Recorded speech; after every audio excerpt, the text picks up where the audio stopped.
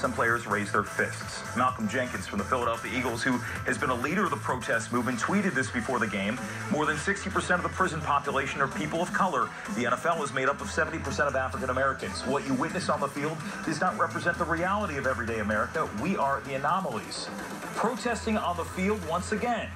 Brent Herrera, like it or not? I love it. I think that this is not going to go away anytime soon. I think that Kaepernick has started a movement that should stay until things change, and this situation is formally addressed not just by the NFL, but the White House at large. I think that Kaepernick is really in a position where he might be that next leader, as Farrakhan played, as MLK played, and I think that to fear that the White House is having with him. Not just the White House, but Roger Goodell as well. I think that they're very afraid of what Colin Kaepernick is doing here with all the other football players. I give Roger a pass on this one. And really?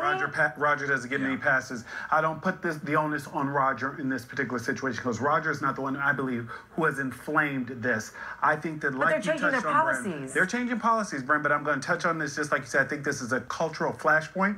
I think this is larger than any of us see it. I think we thought we could dismiss it last year and the year before. It's not going to. I think that we see it as black people. I think that it's very clear to us what is happening right now. I don't think that it's easy. I don't think that we should be dismissing it for anything lighter. I think that it's clear to us. No, I think that people did. I think that this is a moment in time that will be marked. Oh, okay. So, Guy, get your word in, and I want to point to that. I definitely like this a lot. Look, the bottom line is people taking an ill, NFL players taking an ill, has nothing to do with disrespecting the flag or the anthem. At all. We've said this time and time again. You have to keep that in mind. Look, it was a slap in the face with regard to what President Trump said about a number of the NFL players being outraged and not knowing how to define it. And that's what I wanted to point out. What is that all about? Because if anybody, here's the thing, we should point out, now, if our colleague, Britt McHenry were here, she would have, she's been very passionate on this issue. That's how I got to know Britt. We had her on the Final Five talking about this a year and a half ago. As you served our country, Nick, and a lot of people say, is this an attack on the military? Is this disrespecting the military? Do you feel that way? I do not, and I don't know a veteran who does. Yeah. I don't know a veteran. Because Colin Kaepernick said it was a member of the military who said that's what you should do, take the knee. And whether or not people at home agree with what's going on or not, I think what is true is these NFL players, Malcom Jenkins especially, they have been very eloquent, they have been very passionate about why they're doing this. And when I saw that tweet, look, I understand and here's the thing, the president, this with his base, this scores points. People respond to this. Yeah. Here's an issue that we're also not talking about. They're placing so much more importance on the flag and the anthem.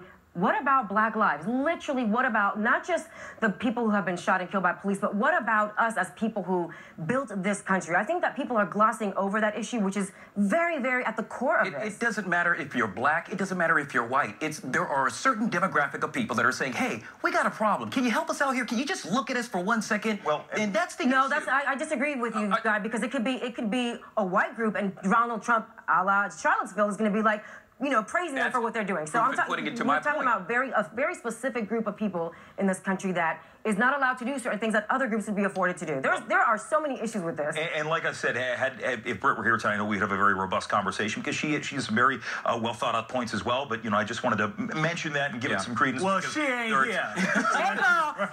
Real quick, I want to mention this. They did say that you can protest in the locker room. Well, but they suspended that policy for the time being. And that's why he said good stuff, Roger Goodell. Okay, let's go from one side of football to something else. All right.